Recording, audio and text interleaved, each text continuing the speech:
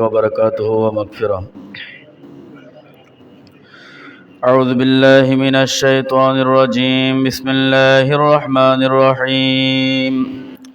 حامدا ومصليا ومسلما في شان حبيبه ومحبوبه إن الله وملائكته يصلون على النبي يا أيها الذين آمنوا صلوا عليه وسلموا تسليما.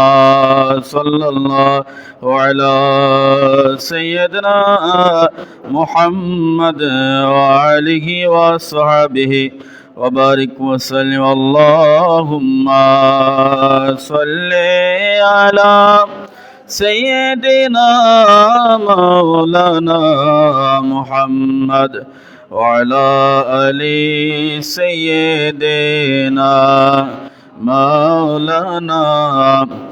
ইচ্ছা করলে প্রাণের নবী থাকতে পারতেন আরশে, উম্মতের মায়ায় পড়ে শুয়ে আছেন মদিনায়। আল্লাহুম্মা সাল্লি আলা সাইয়্যিদিনা মাওলানা মুহাম্মদ ওয়া আলা আলি সাইয়্যিদিনা মাওলানা।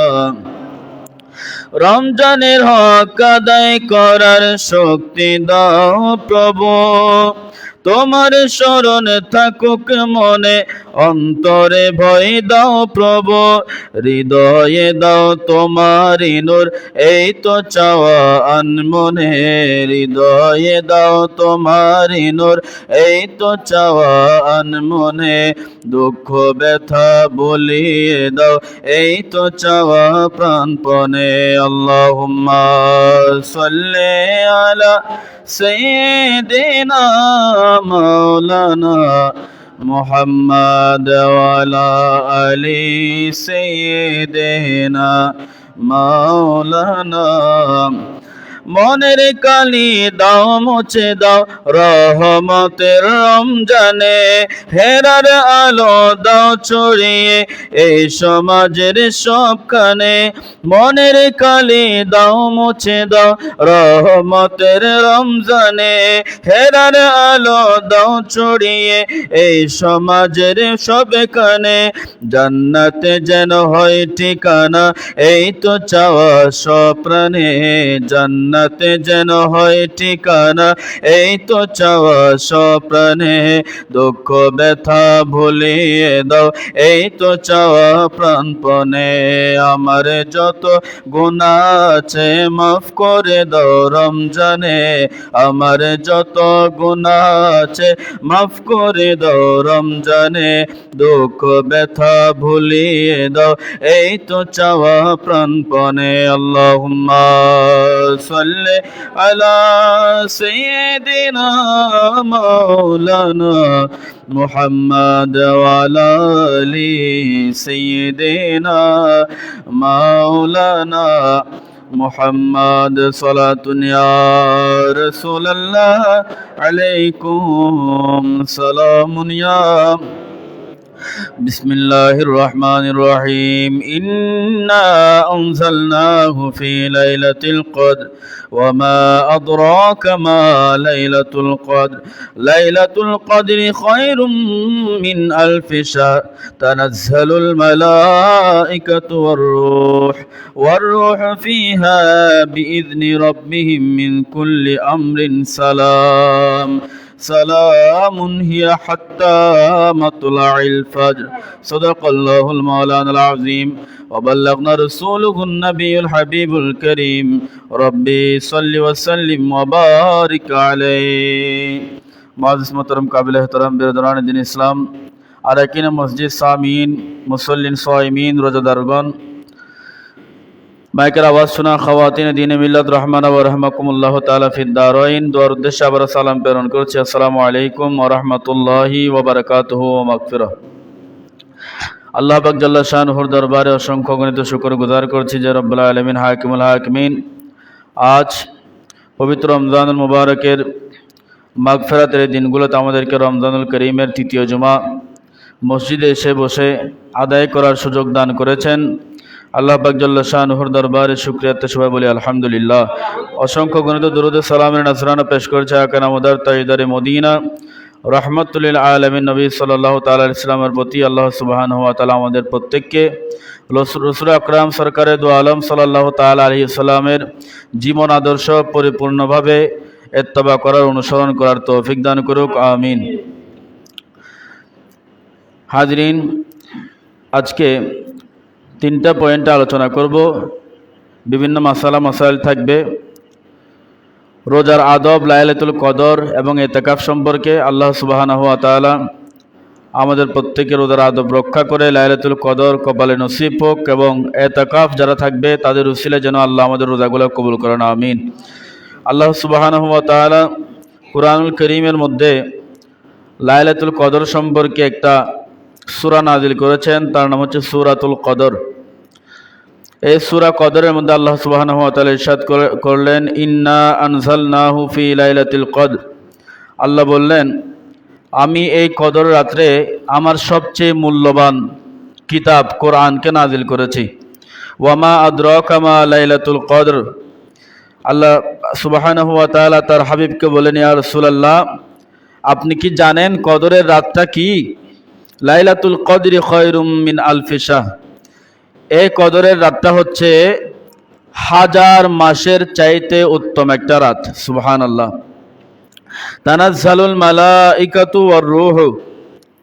এই রাত্রে আল্লাহ পাক রব্বুল আলামিন ফেরেশতাদেরকে দুনিয়ার মধ্যে অবতরণ করেন, অর্থাৎ ওয়ার রূহ, রূহুল মালাইকা হযরত জিবরাইল আমিন আলাইহিস সালাতু ওয়াস সালামের দ্বারা সুসজ্জিত ফেরেশতাদের একটা বাহিনী, ফেরেশতাদের একটা দল আল্লাহ দুনিয়ার মধ্যে নাজিল করেন। ফিহা বিইজনি রাব্বিহিম মিন কুল্লি আমর। অর্থাৎ আল্লাহর আদেশকে বাস্তবায়ন করার জন্য তারা দুনিয়ার মধ্যে নেমে আসেন। সালামুন হিয়া হাত্তা মাতলাইল ফজর। এবং ওই ফেরেশতারা ফজরের আগ পর্যন্ত, ফজর হওয়া পর্যন্ত দুনিয়ার মধ্যে বিচরণ করেন। প্রত্যেকটা রন্ধ্রে রন্ধ্রে যান, প্রত্যেকটা মসজিদে মসজিদে যান, প্রত্যেকটা ঘরে ঘরে যান এবং দেখেন কারা ইবাদতে নিয়োজিত আছে, কারা বন্দেগী করতেছে, কারা করতেছে না। এগুলা দেখে গিয়ে আল্লাহ পাক রব্বুল আলামিনের কাছে পেশ করেন।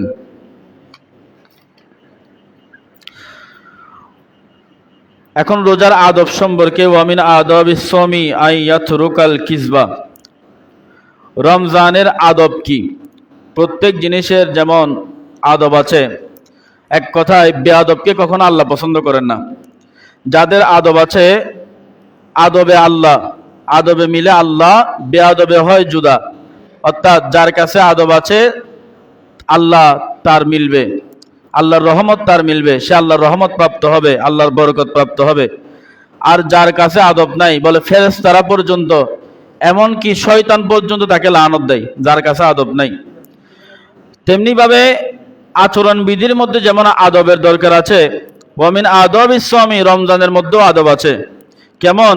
বলে আইয়াতরুকাল কিসবা, যে ব্যক্তি রোজা রাখবে সে মিথ্যা কথা বলবে না, এটা হচ্ছে রোজার আদব।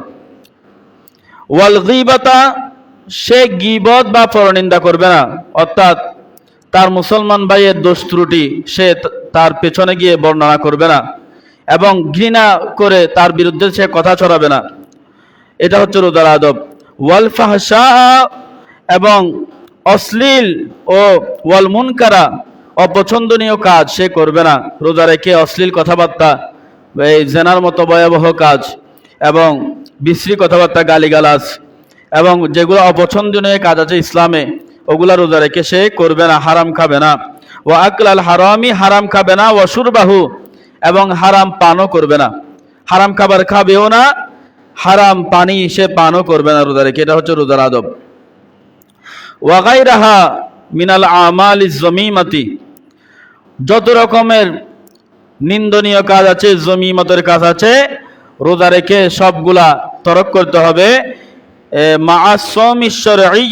তাহলে শরীয়ত মোতাবেক তার রোজাটা হবে এবং ওই রোজাটা ফরজ রোজা হবে। এবং আসসামলি ওয়ানাজজিবিহি, ওই রোজাদার ব্যক্তি রোজার আদব রক্ষা করে যদি রোজা রাখে, তার রোজার মধ্যে আল্লাহ এমন বরকত দান করবেন, আল্লাহ কি প্রতিদান দিবেন এটা হাসরের ময়দানে আল্লাহ নিজেই জানবেন। সবাই বলি সুবহানাল্লাহ। ওয়াল ইতিকাফু ফিল আশরিল আওয়াখিরি মির রমাদানা।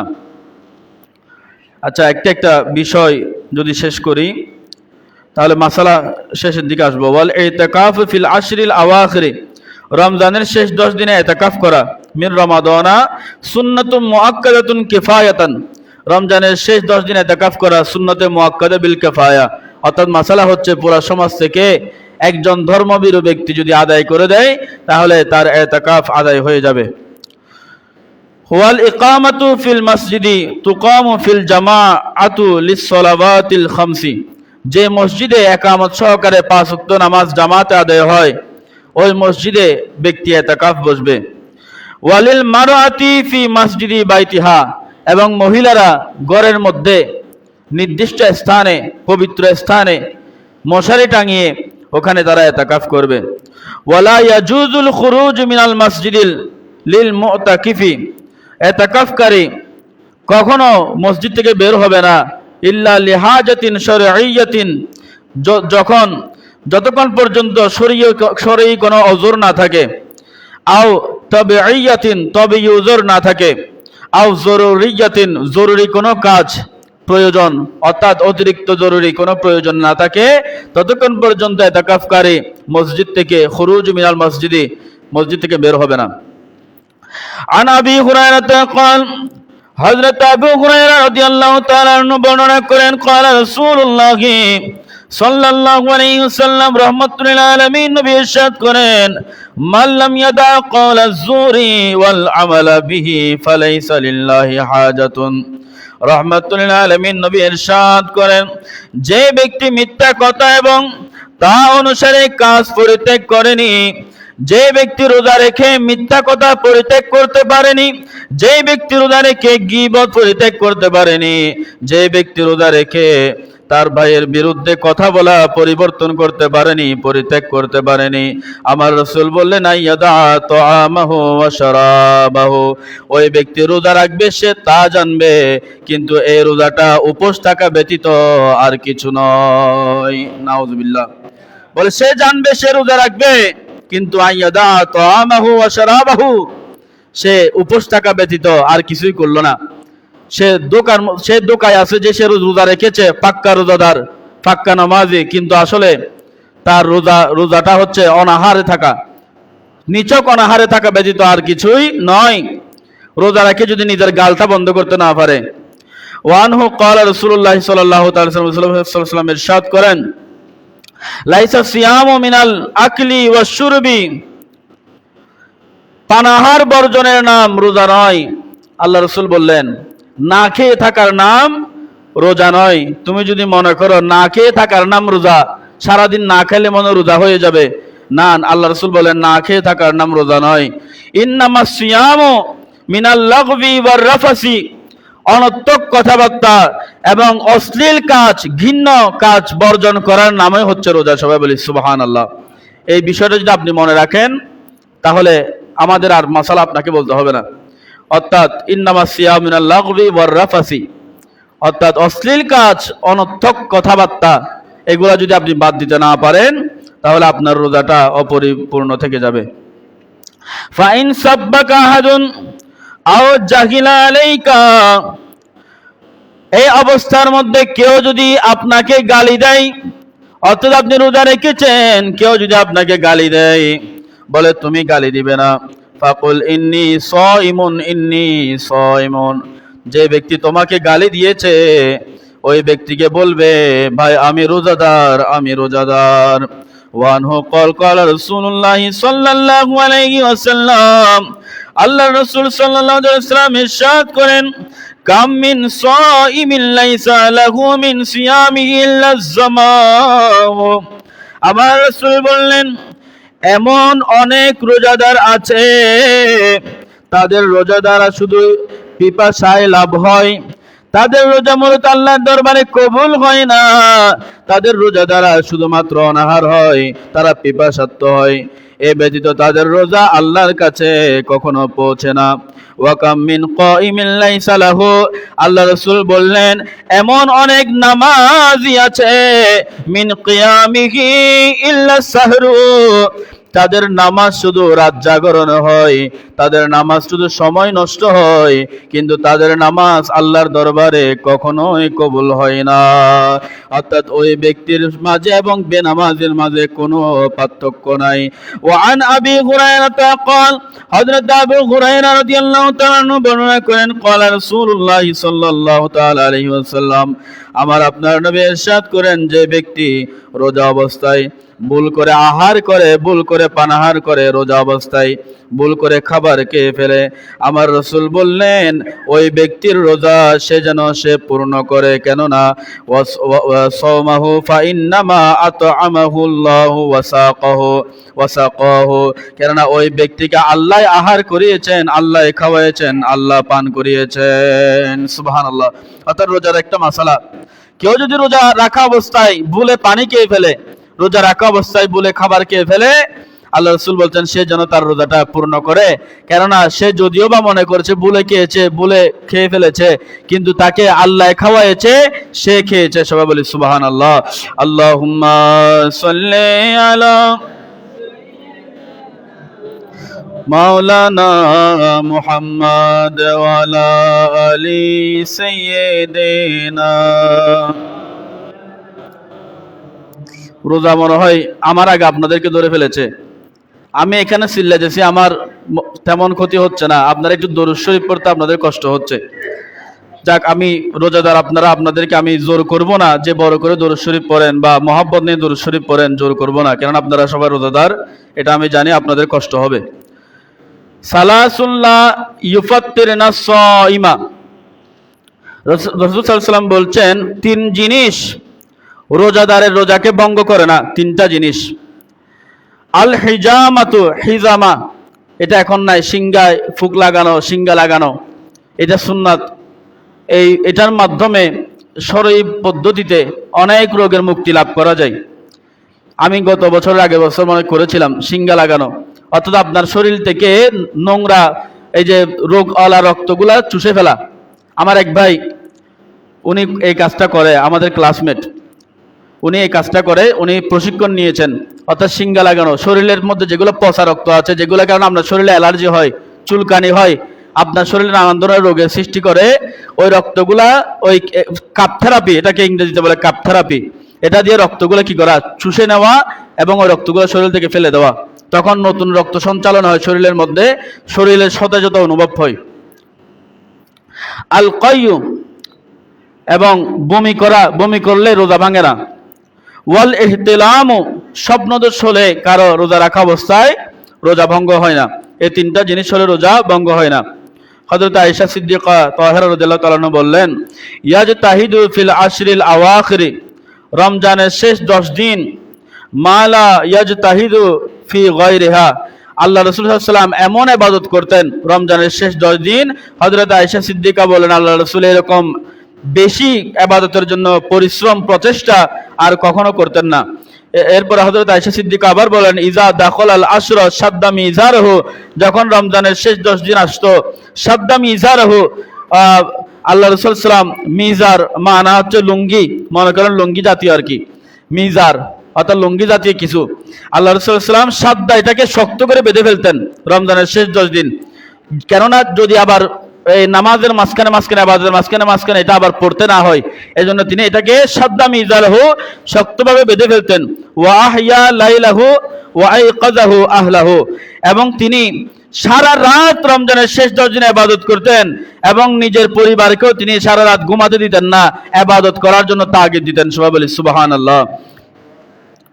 এরপর আল্লাহ রাসূল সাল্লাল্লাহু আলাইহি ওয়াসাল্লাম ইরশাদ করলেন, তাহাররাউ লাইলাতুল কদরি ফিল ভিতরি মিনাল আশরিল আওয়াখিরি মির রমাদানা, রমজানের শেষ 10 দিনের বেজুর রাতে আল্লাহ রাসূল সাল্লাল্লাহু আলাইহি ওয়াসাল্লাম বললেন তোমরা শবে কদরকে তালাশ করো। আমরা মনে করি শুধু 27 রমজান শবে কদর, কিন্তু আল্লাহ রাসূল বললেন রমজানের শেষ 10টা দিনের বেজুর দিনগুলোতে, তোমরা বেজুর রাতগুলোতে শবে কদরকে তালাশ করো। এখন পূর্ণাঙ্গ মাসালা, অর্থাৎ রোজা রেখে কেউ যদি মিথ্যা কথা বলে, রোজা রেখে কেউ যদি গীবত করে, রোজা রেখে কেউ যদি পরনিন্দা করে, তাহলে রোজা ভঙ্গ হয়ে যাবে কিনা? রোজা রেখে কেউ যদি মিথ্যা কথা, গীবত, পরনিন্দা করে, তাহলে রোজা ভঙ্গ হবে না, কিন্তু রোজার হুরমত নষ্ট হবে, অর্থাৎ রোজার পরিপূর্ণ সওয়াব থেকে ওই ব্যক্তি বঞ্চিত হবেন এবং রোজার পরিপূর্ণ সওয়াব তিনি পাবেন না। এগুলা মাসালাগুলো আমি সাজিয়েছি যেগুলো আমাদের প্রশ্ন থাকে কিন্তু আমরা করতে পারি না। এই যে গত জুমার মধ্যে মুরব্বী প্রশ্ন করেছেন, প্রশ্ন আপনারা তো করেন না, আপনাদের প্রশ্ন করতে হবে। আপনাদের মনে কোনো প্রশ্ন আসলে আমাদেরকে করবেন। প্রশ্ন করা খারাপ কিছু নয়, বা আমাদেরকে ছোট করা নয়। প্রশ্ন করা মানে হচ্ছে জানা। আপনারা যদি না জানেন আপনারা এগুলা করবেন কিভাবে? আমাদেরকে প্রশ্ন করবেন আপনারা। রোজা রেখে মিসওয়াক বা ব্রাশ করতে পারবেন কিনা, এরকম একটা মাসালা আছে।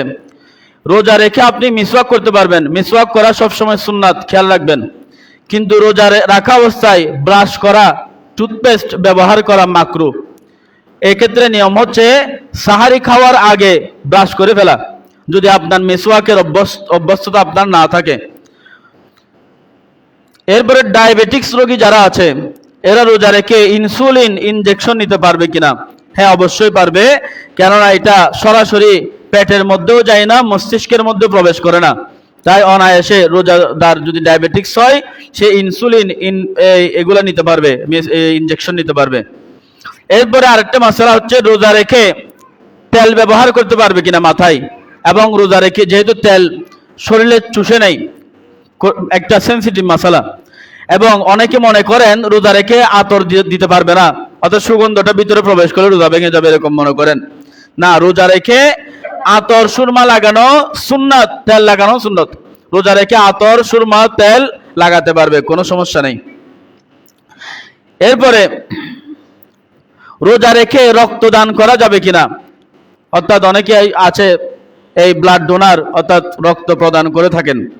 রোজা রাখা অবস্থায় অবশ্যই রক্ত প্রদান করতে পারবেন, যদি এই আশঙ্কা না থাকে যে আপনার শরীর দুর্বল, আপনি রক্ত প্রদান করতেছেন, এরপর আপনার রোজা ভেঙে ফেলতে হবে।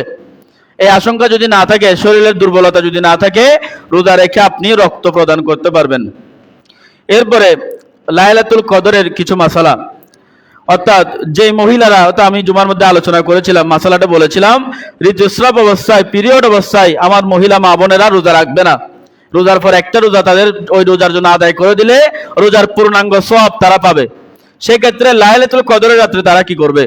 মহিলা মা বোন যারা পিরিয়ডে থাকবে, ঋতুস্রাবে থাকবে, এটা খুব স্বাভাবিক বিষয়। আমাদের মাদেরও হয়েছিল এই পিরিয়ড, ইয়াটা আমাদের মা বোনেরও আছে, এটা স্বাভাবিক বিষয়, এটা এই কোনো লজ্জার বিষয় নয়।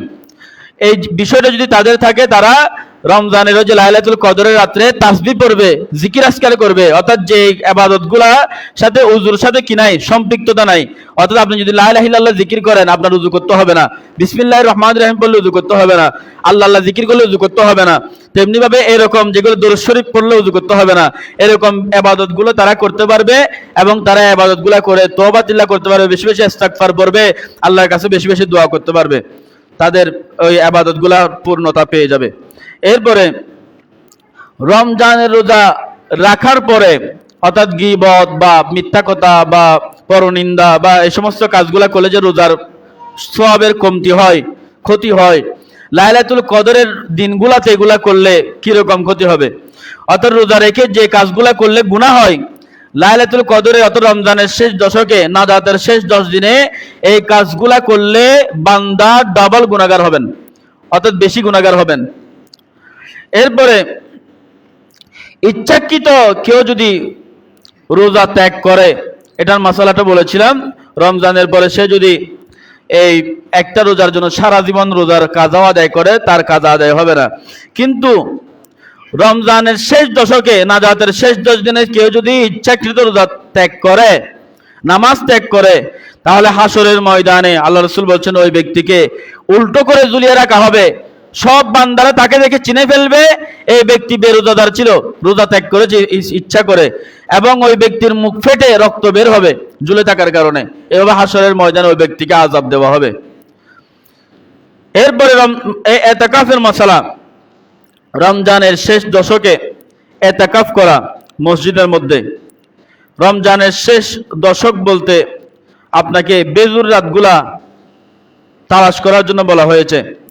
অর্থাৎ বেজুর রাত বলতে 21শে রমজানের রাত, এই 21শে রমজান, তারপরে 23শে রমজান, তারপরে 25শে রমজান, 27শে রমজান, 29শে রমজান, এই রাতগুলার মধ্যে লাইলাতুল কদরের বেশি সম্ভাবনা।